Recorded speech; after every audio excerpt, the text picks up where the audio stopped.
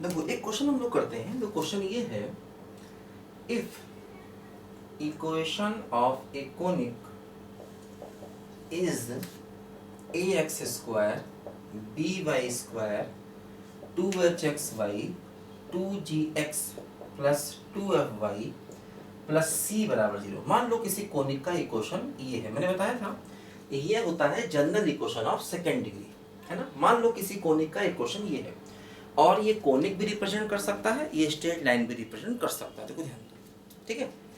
आप कह रहे हैं find the angle by which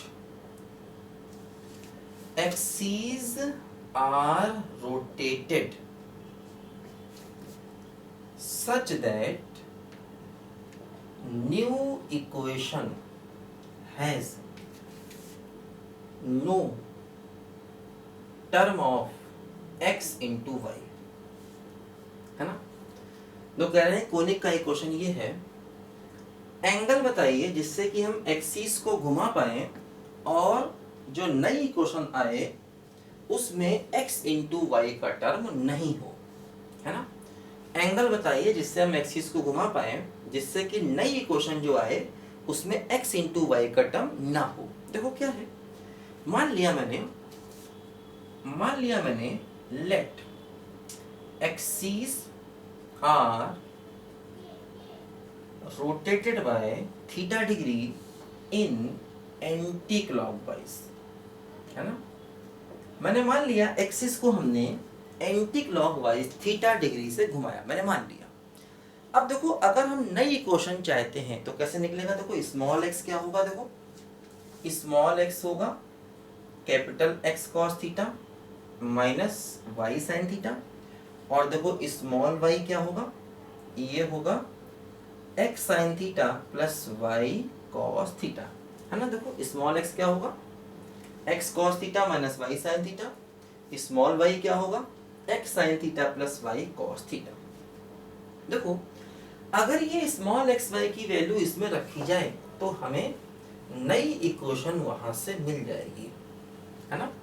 अगर देखो ये स्मॉल x y की वैल्यू इस इक्वेशन में रखें, देखो ये इक्वेशन है b y square 2hxy 2gx 2fy plus c बराबर 0, ठीक है। देखो स्मॉल x की ये वैल्यू रखेंगे तो क्या होगा x cos theta minus y sin theta का होल स्क्वायर, स्मॉल y रखोगे तो x sin theta y cos theta का होल स्क्वायर, फिर देखो 2h स्मॉल x की वैल्यू रखोगे x cos theta minus y sin theta, और देखो स्मॉल y की वैल्यू रखोगे, ठीक है।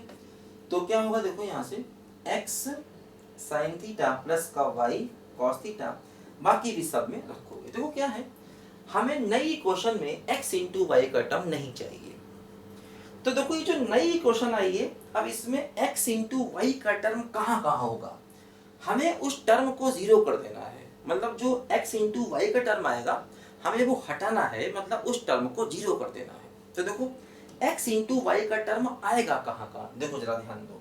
देखो जैसे इसमें x इंटू वाई आएगा, देखो क्या होगा x इंटू वाई का देखो टर्म क्या होगा, ध्यान दो। देखो x इंटू वाई के साथ में आएगा, देखो ये 2 साइन थीटा कॉस थीटा और माइनस का a, तो माइनस a इंटू, है ना, minus a into 2 sine theta cos theta. देखो ये यहाँ पर x इंटू वाई का टर्म आएगा, यहाँ देखो x इंटू वाई का टर्म क्या आएगा प्लस का b, देखो ये हो जाएगा 2 साइन थीटा कॉस थीटा। फिर देखो यहाँ भी x इंटू वाई आएगा, देखो क्या x इंटू वाई आएगा, देखो एक आएगा 2h, देखो x इंटू वाई क्या होगा 2h के साथ में, है ना, क्या होगा देखो कॉस स्क्वायर थीटा, है ना। देखो x इंटू वाई के साथ में क्या होगा 2h कॉस स्क्वायर थीटा, ठीक है। फिर देखो क्या आएगा 2h sign square theta minus का 2h साइन स्क्वायर थीटा। फिर देखो आगे जो टर्म आएगा x की वैल्यू पुट करोगे ना 2gx में, तो x इंटू वाई नहीं आएगा, देखो 2f(y) में y की वैल्यू पुट करोगे तब भी x इंटू वाई नहीं आएगा, खाली x और y आएगा, है ना। जैसे 2gx है तो इसमें x की वैल्यू रखोगे तो x इंटू वाई नहीं आएगा। 2f(y) में y की वैल्यू पुट करोगे फिर x इंटू वाई नहीं आएगा ना। तो आगे किसी में भी x इंटू वाई नहीं आएगा। हमें क्या करना है, ये जो x इंटू वाई का टर्म है इसको जीरो कर देना है, इसको जीरो कर देना है। हमें x इंटू वाई हटाना है, नहीं चाहिए तो उसको जीरो कर दिया।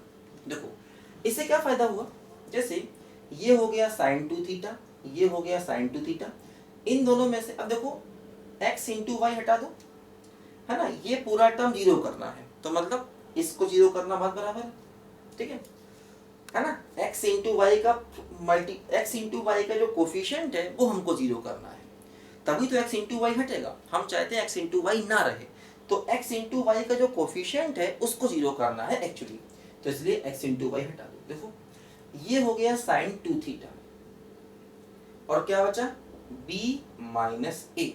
देखो यहाँ से अगर हम 2h कॉमन ले लें तो हो गया cos square theta minus sine square theta बराबर 0। देखो ये हो गया sine 2 theta b minus a plus 2h, ये हो जाएगा कॉस 2 थीटा बराबर 0। देखो ये हो जाएगा 2h कॉस 2 थीटा बराबर, इसको इधर ले जाओ तो हो जाएगा sine 2 theta into a minus B. देखो b माइनस इधर जाके a माइनस, देखो ध्यान दो कॉस को नीचे ले लो, इसको नीचे ले लो तो 2h upon a minus B, और ये हो गया sine 2 theta upon cos 2 theta. तो देखो यहाँ से हमें मिल गया tan 2 थीटा बराबर 2h upon a minus B, है ना। हो सके तो इसको याद रखो, हो सके तो इसको एक स्टैंडर्ड फार्मूले की तरह याद रखो। मतलब यहाँ से वो एंगल मिलेगा जिससे अगर हम अपने एक्सिस को घुमाते हैं तो किसी भी इक्वेशन से x इंटू वाई का टर्म हटेगा, है ना। तो देखो tan 2 थीटा बराबर 2h upon a minus B, है ना। tan 2 थीटा बराबर 2h upon a minus B, ये एक फार्मूला है। इस फार्मूले से वो एंगल मिलेगा जिससे अगर एक्सिस को एंटी क्लॉकवाइज, ध्यान देना एंटी क्लॉकवाइज रोटेट कर रहे हैं, एंटी क्लॉकवाइज रोटेट किया जाए तो नई आने वाली इक्वेशन में x इंटू वाई का टर्म नहीं रहता है। इस बात को हो सके तो याद रखो, ये एक स्टैंडर्ड रिजल्ट है, ठीक है। देखो बच्चों ध्यान से tan 2 थीटा बराबर 2h upon a minus B, है ना। tan 2 थीटा बराबर 2h upon a minus B, लिखो ध्यान से इसको।